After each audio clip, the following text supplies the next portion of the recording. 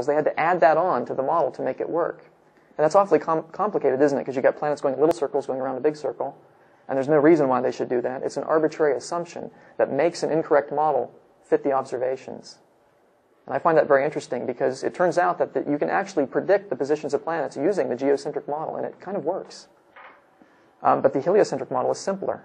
It has fewer arbitrary assumptions, so it's a better scientific model. And that's been improved upon.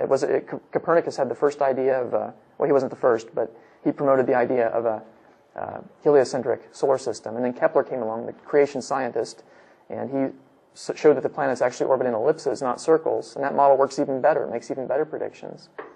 And then one of my favorites, the great Isaac Newton, who was a devout Christian, creation scientist, believed in the Bible. He came along and figured out why the planets orbit as they do. He discovered the law of gravity, which is a simple equation that describes the nature of gravitational forces between objects. And it's science at its best, because with Newton's law of gravity and the laws of motion that he pretty much discovered, he'd collected them from some previous information as well. But based on these simple assumptions, just a few of them, you can actually calculate why the planets orbit as they do. You can compute where they will be in the future, and we can do this with great precision.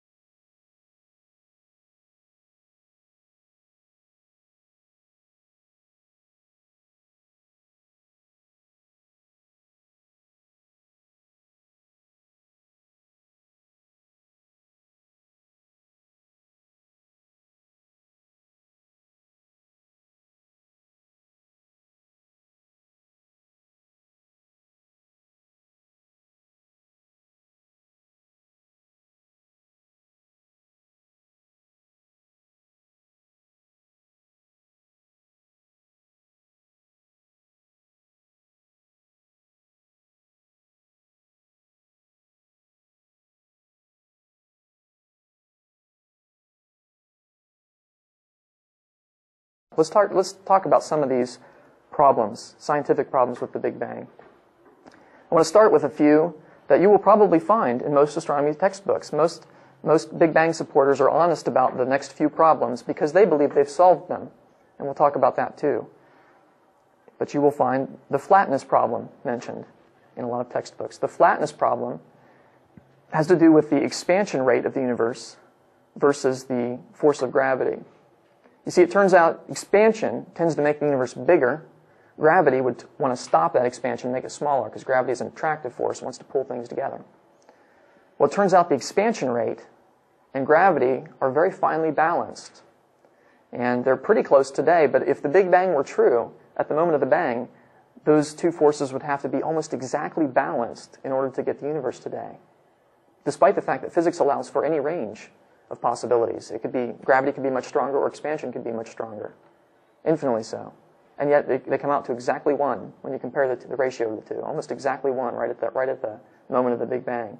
It doesn't make sense. It's an arbitrary assumption. There's no explanation for it. It's a problem with the Big Bang model. The horizon problem. This is actually a light travel time problem. That is, it's a problem getting light from one place to another in less time than seems possible. You see, the cosmic microwave background has a very uniform temperature. That is, if I were to look, if I could see microwaves and I could see the temperature of those microwaves, they would be the same everywhere in the universe. All the different places in the universe have the same temperature, all about 2.7 degrees above absolute zero. The problem is, early in the Big Bang, those different places in the universe, A and B here, would have started out at very different temperatures. And yet today, they have the same temperature. Well, what's the problem here? Well, the problem is there has not been enough time for light to travel from A to B to equilibrate the temperatures. You see, if those two places could exchange light, they could come to equilibrium, they could come to the same temperature. But there has not been enough time, despite the fact they started out with very different temperatures by the Big Bang supporters' own assumptions. This is a light travel time problem. And those of you that are familiar with creation research, you might have heard of the so-called distant starlight problem. The idea that, see, Big Bang supporters will say to creationists, oh, you can't trust the Bible because those stars are so far away, it ought to take billions of years for that light to get here. How do you do it? They say, you've got a light travel time problem. I can turn around and say, yeah, but so do you. You've got a light travel time problem too. The Big Bang is a serious light travel time problem. And I think creationists at least have some really good possible explanations. We're not all in agreement on which one's right, but there are several ways in which God could have gotten the light here very quickly. There's a lot of different ways to do it. But the point is the Big Bang has the same kind of problem. So that's the horizon problem. And then third, the monopole problem. If you think of a battery, it's got a plus and a minus terminal on a battery. And there are particles that are just plus or just minus, like an electron is just minus. It's just a negatively charged particle. Well, in the same fashion, a magnet has a north and a south. And so we would expect that there would be particles that have just a north pole or just a south pole. These would be called magnetic monopoles.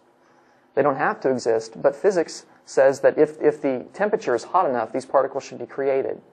And according to the Big Bang theory, the universe would have been very hot when it was initially created. In fact, it starts off with infinite temperature. So if the universe started off very, very hot, it should have created magnetic monopoles. But we don't find any magnetic monopoles. And so it seems to me the most reasonable interpretation of the evidence is that the universe was never so hot, and therefore the Big Bang didn't happen. This is a serious problem with the Big Bang. Now, my Big Bang colleagues have attempted to solve these problems with an idea they call inflation. So if you've ever heard of inflationary Big Bang, that's the latest thing. It's the idea that we can maybe solve these problems with an accelerated rate of expansion. So the universe starts out expanding, kind of slowly, if you will, and then it expands very quickly, and then it goes back to the slower rate again. So it starts out, and then it inflates, and then it goes back to the slower rate. And in principle, that could solve some of these problems. It could, or at least reduce them. It could reduce the flatness problem, because if you expand the universe this way, it tends to make gravity and inflation rate closer to equal. It could solve the horizon problem, because the light could go very far when the universe is small, you see, and then it gets pushed apart. And it could solve the monopole problem by pushing the monopoles so far away from each other that even though they exist, we've never seen one, you see, because they're too far separated.